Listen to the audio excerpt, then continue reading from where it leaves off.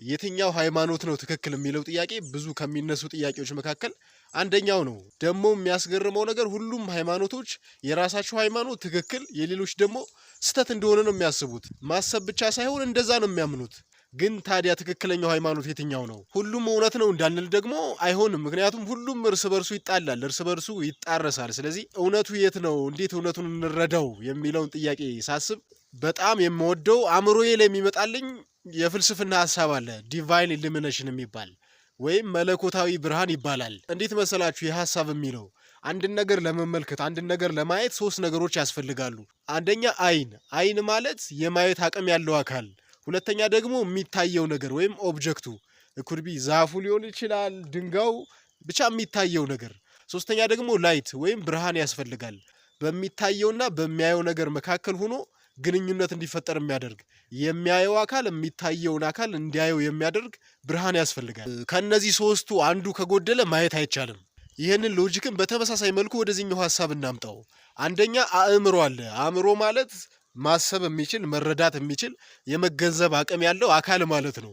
ሁለተኛ ደግሞ እውነቱ አለ። እውነቱ ሚንስ የምንረዳው ነገር የትኛው ነው ትክክለኛ እውነት፣ እውነቱ የትኛው ነው የሚለው የምናየው የምንረዳው ሁለተኛው አካል አለ። እዚህ ጋር አእምሯችን እውነታውን መረዳት እንዲችል እንደ ፀሐይ ብርሃኑ ሁሉ ሌላ 3ኛ አካል ያስፈልጋል። እሱም ዲቫይን ኢሉሚኔሽን ይባላል ወይም መለኮታዊ ብርሃን። በፀሐይ ብርሃን ምክንያት አይናችን ነገሮችን ማየት እንደቻለ ሁሉ አእምሯችንም ነገሩን እውነታውን እንዲረዳ ሌላ የመለኮት ብርሃን ያስፈልጋል ይላል የዲቫይን ኢሉሚኔሽን ሐሳብ። አውግስቲን እንደሚለው እንደ ፀሐይ ብርሃኑ ሁሉ ይሄ መለኮታዊ ብርሃን ለሁሉም ሰው በርቷል ይላል። ጥያቄው ምንድነው ታዲያ? ይሄ ብርሃን ለሁላችንም እንደ ፀሐይ ብርሃኑ ሁሉ ይሄ መለኮታዊ ብርሃን ከበራልን እንዴት አእምሯችን እውነታውን መረዳት አልቻልንም? እንዴት ሁሉም ሰው ሊረዳው አልቻለም የሚለው ጥያቄ መነሳት አለበት። የኔ ሐሳብ እዚህ ጋር ምን መሰላችሁ?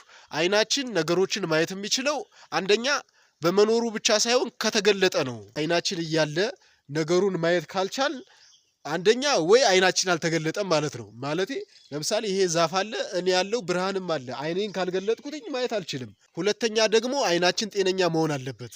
የሆነ ነርቭ ሴል ውስጥ ምናምን የሆነ ችግር ካለ አይናችን ማየት አይችልም።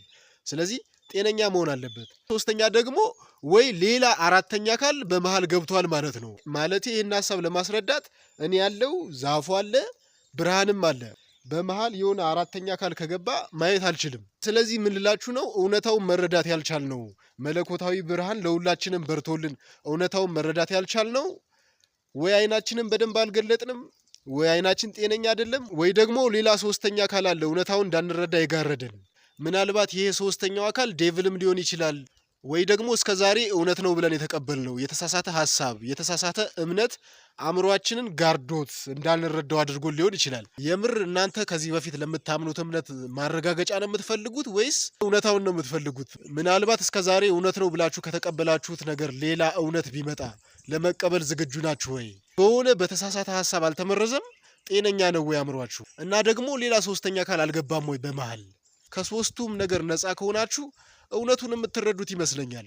የእናንተን ሐሳብ ኮመንት ላይ ያስቀምጡልኝ። ቪዲዮ ከተመቻችሁ ደግሞ ላይክ ማድረግ እንዳትረሱ። እወዳችኋለሁ።